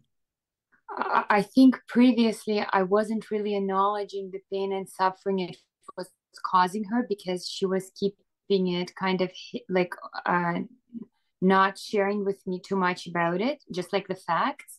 So I was accepting it like theoretically that she's upset. But yesterday I kind of really felt how bad she was feeling about it. And also I connected it to her inability to just be more present and happy with me, for instance, like that she was constantly overcome and overwhelmed inside and not having tools to resolve it. And then I thought, like, well, my human instinct was to just kind of like start to defend her. But then I thought, well, I don't have that kind of power. And then I thought, what would be like the most spiritual Dhamma Buddhist solution to just, because my mother is older now, she's 73. And she doesn't have a lot of the tools to do, like the Dhamma, she doesn't have access for that. And I guess my pain is when I try to share the love and the kindness, and she's not really able to accept it because she's kind of rolling in these painful thoughts and experiences that come up. Then you just have to accept that also as being anicca, dukkha, anatta. So just like not try to change it, like just let her go through this process. Unless you can change it. Because it's if you anicca. can change and do it. If you cannot, then you just have to accept it. yes, I wish I could change it, but I don't think I can, because it's just sitting with it is pretty difficult for her. I feel. Okay, then just leave it alone. Leave her alone. Leave it alone. Yeah, I actually, that's what I've ended up doing for the last 2-3 weeks, just not to stir the pot, and she hasn't reached out too much. So then I had to work with my own feelings of just being separated. So hearing you share more and more that it's all about just like birth is causing aging, then sickness and death and dying. When I did reflect on it, it seems that I don't think I can fully understand how aging would look like, because I'm not there yet. And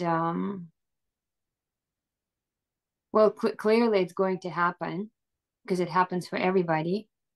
It's just so tricky not to get sucked into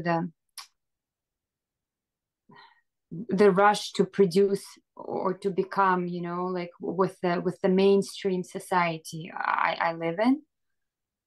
Like over the weekend, somebody was, well, I was just sharing that, you know, we've slowed down more to find more balanced, and other woman started to share, well, you need to be doing this and this for yourself, and I started to react like that wasn't too much there, and just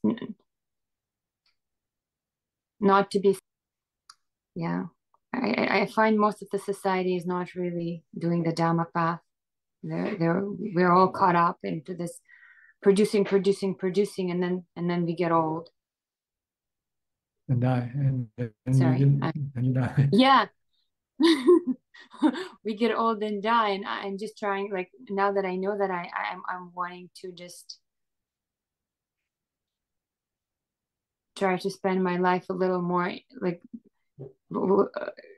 establishing in Dhamma a little more, and also passing that on to my child also. Sorry, yes, those have been my contemplations this week. Yeah, just forget about other people. Just try to get yourself free from suffering. That's all you have to do. You cannot help other people if they don't want to be helped. Okay. All right. Any more questions?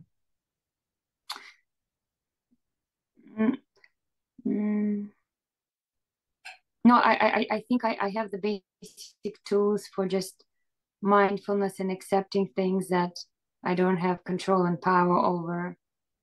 Like mostly that's what I struggle with. Like, for instance, not having the house as tidy as I think other people have it.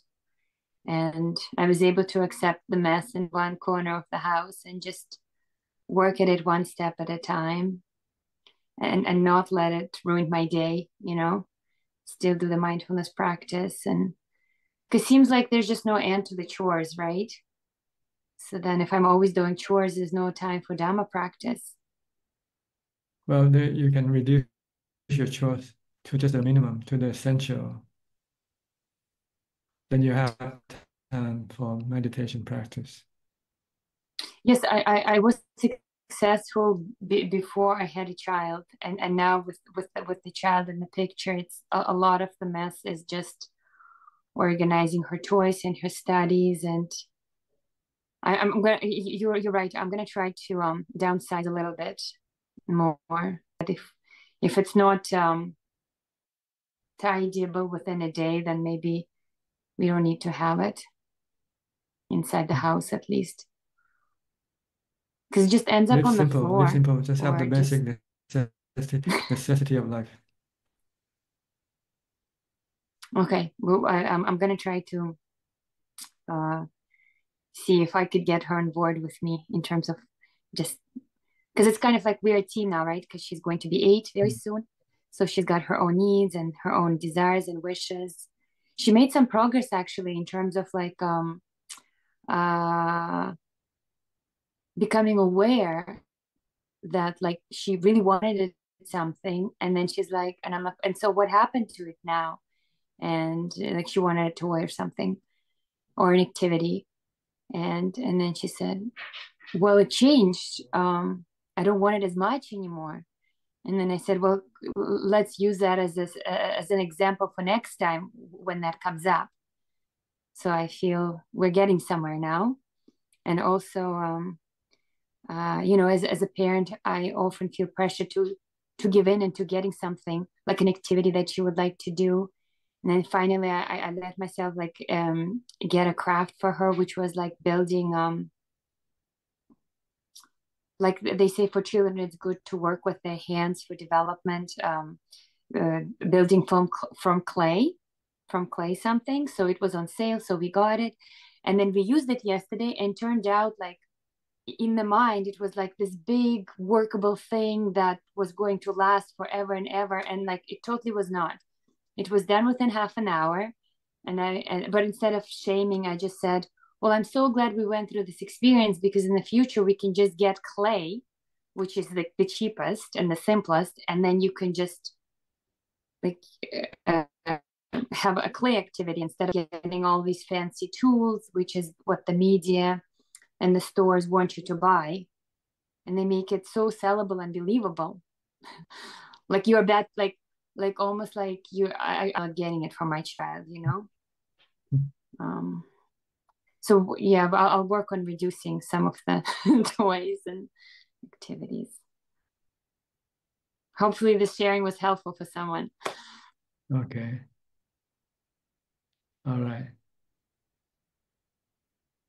I'll see you next time, okay? Yes. All right. Next, Korean check, also from Canada, on the west coast.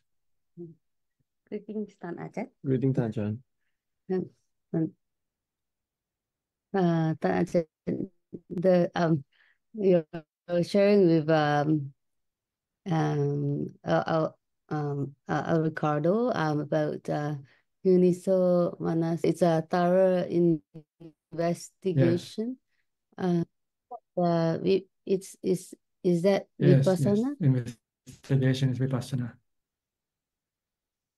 And is it similar to Vimangsa, Yes, Ajahn? and it's also the same thing, Vimangsa, in the four Iddhibada. Yeah. So this, like, the investigation is Dhamma investigation only, is it, Ajahn? Yes, Dhamma. Dhamma is everything. See, Ah. the furniture, the chairs, the car, these are all Oh. Dhamma. If they are anicca, they are all Dhamma. Anything that's anicca, dukkha, anatta, they are all Dhamma. Oh.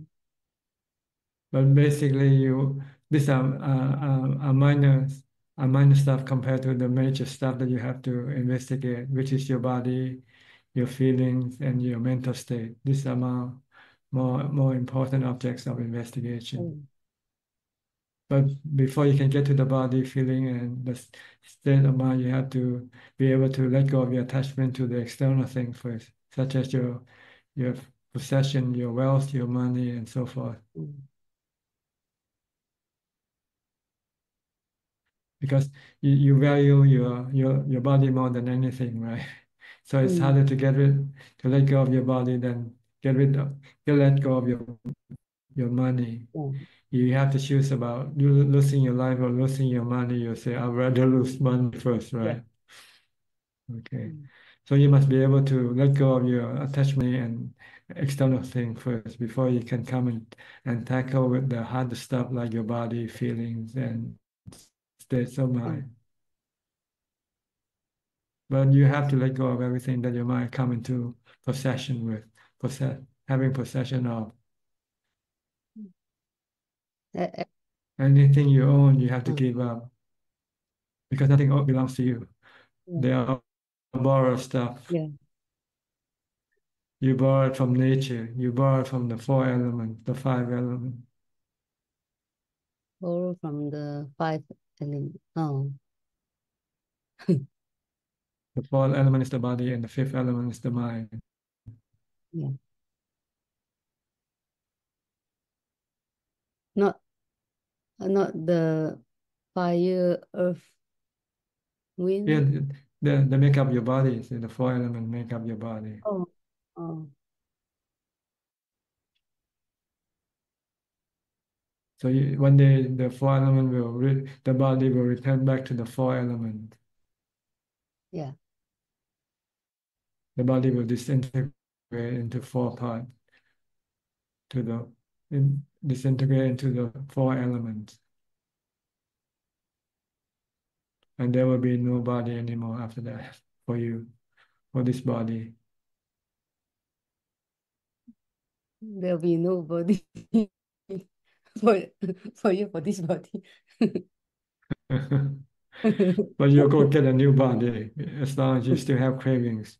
The mind, the fifth element, the knowing element will still go on and attach to a new body, a new birth. As long as you still have cravings for sensual pleasures, you need to have the body as a tool to access the sensual objects. See? But if you have no sensual cravings anymore, then you don't need to have a body. Then you become a non-returner, an anagami at least. An anagami doesn't reborn anymore as a human being, but he's still reborn as a Brahma because he's still clinging to the rupa jhana and arupa jhana. Even then, but when you get there, then you have to let go of your attachment to the rupa jhana and arupa jhana if you want to get into nibbana. So you have to give up the mental states. The rupa jhana and arupa jhanas are mental states.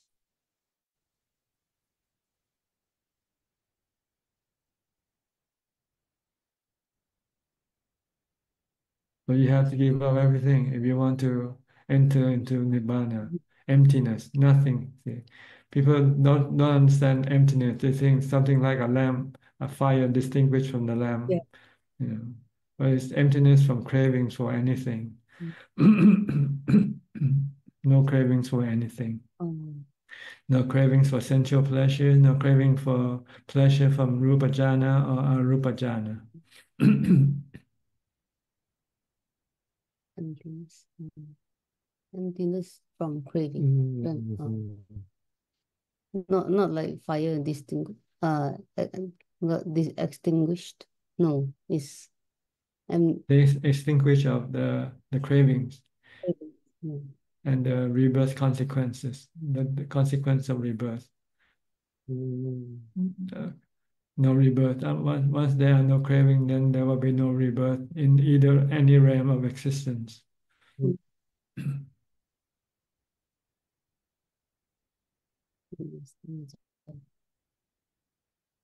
Okay. In Satipatthana, Buddha taught us first establish mindfulness like sati, then get into jhana, then we contemplate, right? So that part contemplate, like the internal, like external, that part is considered also That's right. Also your body and other people's body. See, sometimes you forget other people's body. You think you're a person who will die, not the other person. So you have to contemplate both. First your body and other people's body. Or sometimes it can also mean, no, I think this is the what it means, internal and external, your body and other people's body. Okay. And then it's just like the birth of this body, right?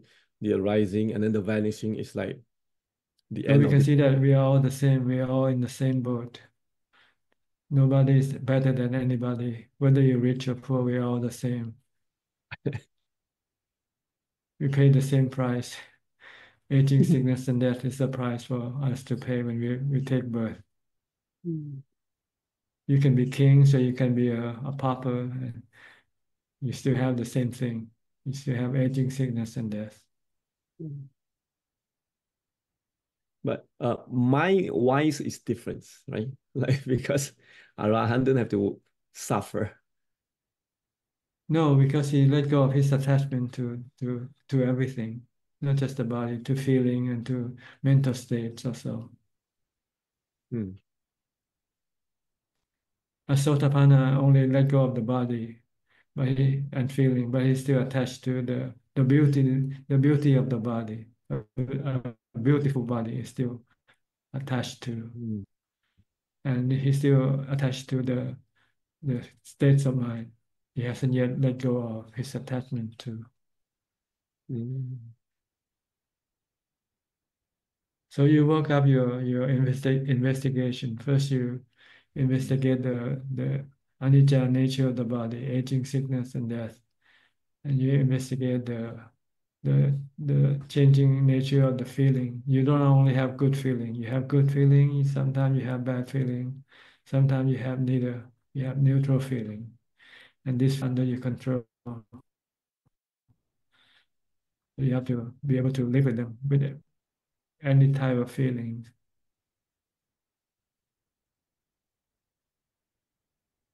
Then you have to let go of your sexual desire for a beautiful body by studying the unpleasant aspect of the body, the 32 parts or the corpses. That is the Sakadagami onwards, and Anatta. Yeah. Asotapanna hasn't yet started the super contemplation yet. It starts with the Sakadagami, and it's complete with the Anagami. The Sakadagami only can let go of the beauty perception 50%, half of it.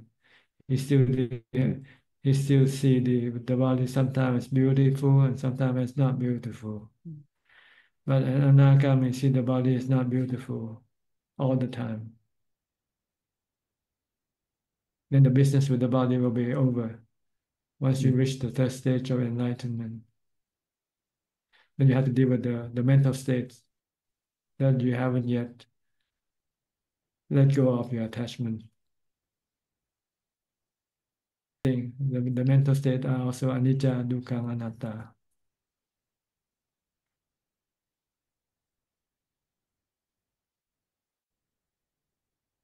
Then when you let go of them, there's nothing left to contemplate, to investigate anymore.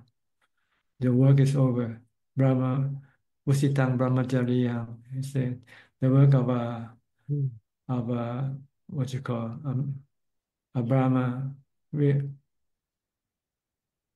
work of a holy life is over. Brahma Usitang Brahmacharya. Brahmacharya means holy life. This is usually when somebody became an arahant, he will pronounce this. Vusitam brahmacharya. The work of the holy life is over for me. No more work to be done. Finished. Arahan, no need to uniso manasekara. No need to meditate, no need to anything anymore. Yeah. He's graduated from college. He's got his doctorate degree. Nothing else to study. Yeah. Can enjoy life. Now he go teach. If he decided to teach. Some Arahants decided not to teach. Some Buddha decided not to teach. Yeah. So they become silent Buddha, silent Arahant. Maybe it's not their style. Some people don't like to teach, They find it difficult to teach because you need special skill in teaching also. Yeah, good thing you became a professor. Good. Not by choice, really.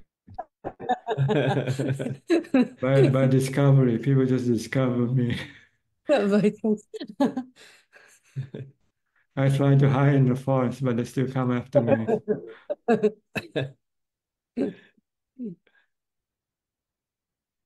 Yeah. There are people. Yeah, thank you, thank you, Tan. Ajahn. Thank you. You're welcome. Thank you. Next, Piao. Haven't seen you for a while. We were away for a bit, and we are back. It's cold, -7 in Toronto, and good morning. You use Celsius of centigrade, Celsius of Fahrenheit. Celsius. We are talking about Celsius, Canada. Yeah, Celsius, -7. okay. So I don't know. -7. Yeah, Yeah. it was 18 this morning here in Wadya. It was also considered to be coldest for us. 18 Celsius. Yes. You must be very comfortable in the hot weather. It's cool like that. 18 Yeah. is very comfortable. Oh, we have to put on some okay. some heavy clothing. Okay, extra clothes, yeah. So Indy was here, tell us it, told me to say that she had to go, but we've been listening in and out with the Facebook channel, although we couldn't get engaged in the Zoom session, but we've been watching you. That's good. You have any comment today?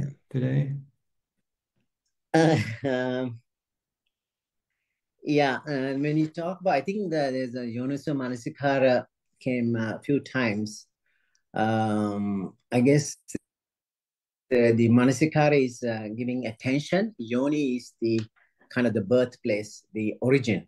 So Yoniso Manasikara in the activity of going to the origin.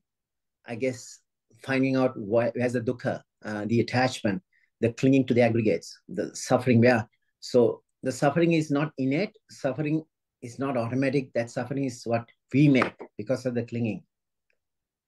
Because anicca itself is not suffering. Just because it's anicca, it's not going to suffer. Because if you cling to what is anicca, that's where you're going to suffer. That's right. Because everyone knows everything is anicca, but people don't suffer. But because people who cling.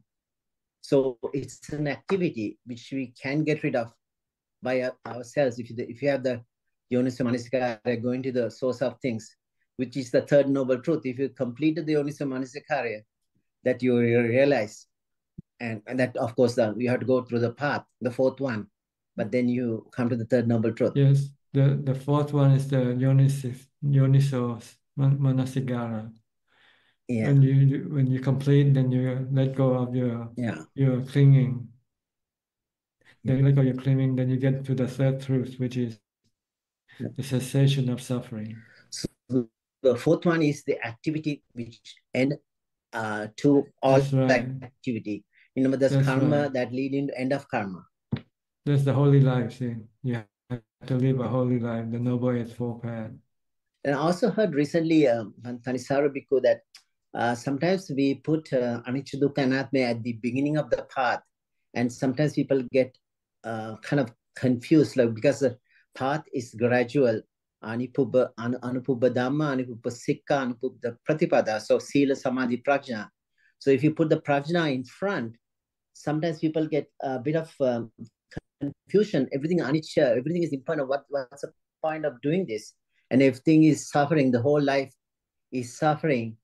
And if you say everything is impermanent, who is getting the karma? What's the point? It doesn't matter. Whatever I do is anatma. So sometimes it can be confusing for people who grab from the tail rather than from the head. So that's it's interesting. It can be the other way around. So if you don't know you are sick, then you won't go to see a doctor, right? True. So you first have to know that you are suffering. Dukkha. Yes. Then you have That's dukkha. right. Then once you have dukkha, then you know you want to get how to get rid of your dukkha. Okay. Then you go to the path. You go to the fourth noble truth. That's why the Buddha started with the first noble truth, telling us that we are all sick. Yeah. There is sickness in life. Not like everything is not suffering, but there is suffering in life. Sometimes people say everything is suffering, but again, that's not what Buddha said. Buddha said there is suffering in life. Life is not suffering. That's sometimes people interpret that life is suffering, but there is not true. Buddha never said that. He said there is suffering in life. Oh, these are the examples of old age, sickness, death, separation. All that is cause of suffering. Why? Because you cling. Cling to what? Cling to the aggregates. I mean, it's a very nice structure. It's not like haphazard, but the step by step, he walks you through the path.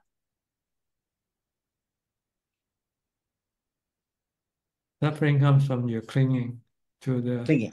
That's or craving, clinging or cravings. Cling, yeah. For things that is for things to be permanent, when nothing is permanent. See. So the craving is one arrow which kind of causes everything, because the craving leads to clinging. According to the Paticcasamuppada, whenever you crave, that means you're thinking about the same object over and over again. So your thoughts, you cling with your thoughts to the object or the feeling or the perception, what you like or dislike. You try to get rid of it. Again, that's also clinging. That's right. You're going to only have pleasant feelings. You cling to things that give you pleasant feeling. And when you lose them, then you go look for a new one to replace the old one. So you have rebirth. Yeah, so it's a temporary thing. Like you just, I mean, the rebirth is a matter of going through samsara. Like, as you say, anagami, I mean, at least if you become a sotapanna, you have very few little of suffering left over. 7 births or left or less. Yes. Thank you. Thank you so much. Thank you for your comment. No problem. Thank you. Thank you for this room is really, really, I think we missed a lot like the past few weeks, but we are back. Okay. Thank you. Good. Next, Gary from Singapore. Good evening, Ajaan. I'm here to pay respect. No questions tonight. Okay. Our last participant, Belinda from Singapore also. You have any question? Ajaan. I'm glad Dr. Pia added the 5 aggregates. The clinging. Ajaan, I want to ask about emptiness. We need the body to experience emptiness. So we need human form to be able to cultivate. Not all other beings that do not have a body form. The form.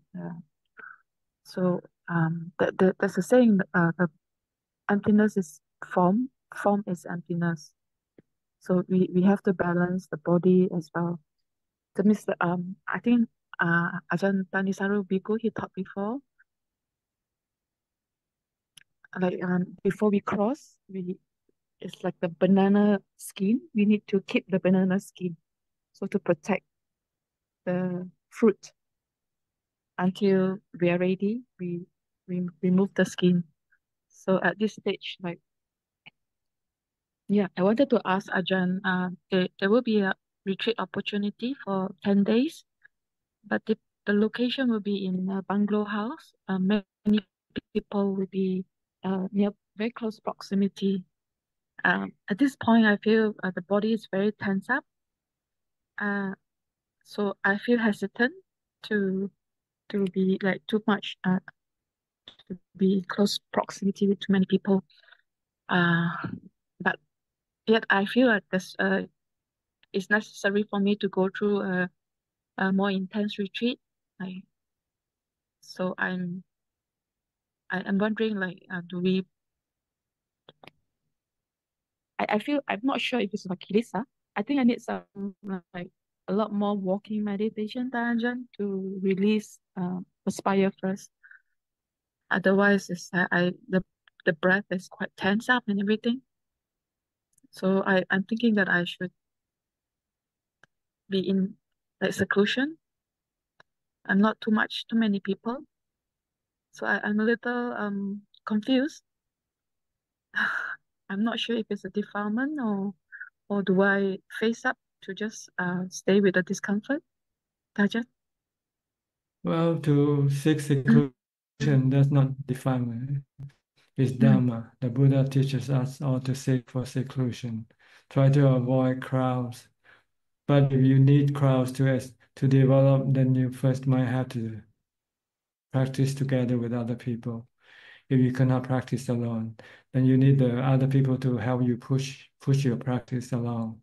But if you can push yourself, then you don't need the crowd. Then you should seek seclusion. So which point are you now at? Are you still at the crowd level or on the seclusion level? You have to ask yourself this question. I feel I need to be in the crowd, but there's some balance to be in my own room also, and like cannot be sleeping like too closely together. So Well, the you setting some- would be the setting would be like we sleep very close together. So I foresee there will be a lot more tension for me. So maybe it's not good for you Yeah.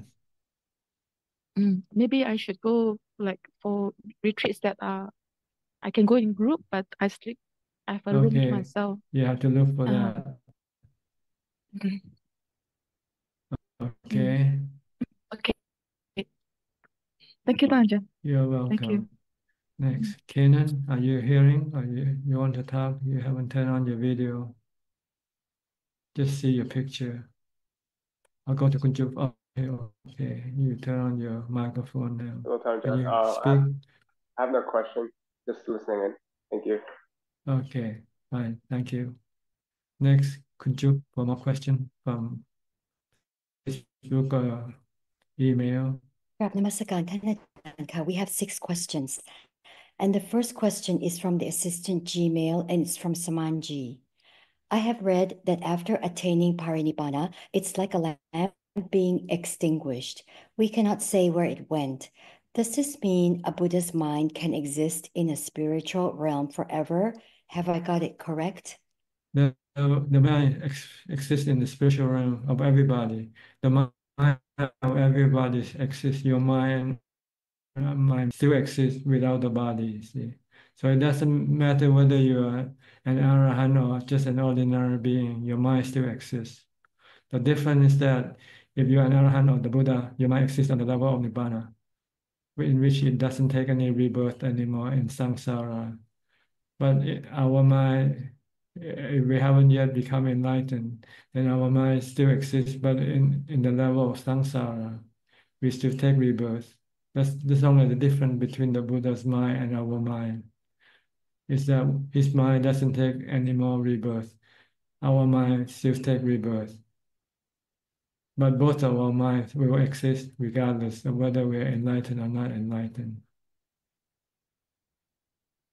The next questions will be all from Facebook. The first question is from C. Ratnan. Good evening, Ajaan. If we know that something not beneficial will happen to our friend, need I tell my friend or just noble silent? It's up to you. The next question is from Louisiana Doyle. Bandami Tanajan, I am in the US, Massachusetts. I hope Tanajan is doing well. I recently lost my dog. He is a husky, almost 15. While he is alive, he always hear me chanting. Is it possible for him to be reborn where he can hear, see, and practice the Dhamma? You cannot choose where you to be reborn. It's just a matter of chance and a matter of, I guess, being at the right time at the right place. Does the dog pass like human where they are still hanging around or move on right away? Thank you, Tanajan. It depends on the accumulated karma, how much bad karma or good karma they have retained. If they have lost, if they have more good karma, then they will take a heavenly realm of existence. If they still have more bad karma than good karma, then they might continue to be reborn as animal again, until both the good and bad karma become balanced. You take the human rebirth. Next question. Would you please explain the 4th jhana and how do we know when we reach the 4th jhana? Thank you, Tanajan. It's like everything disappears.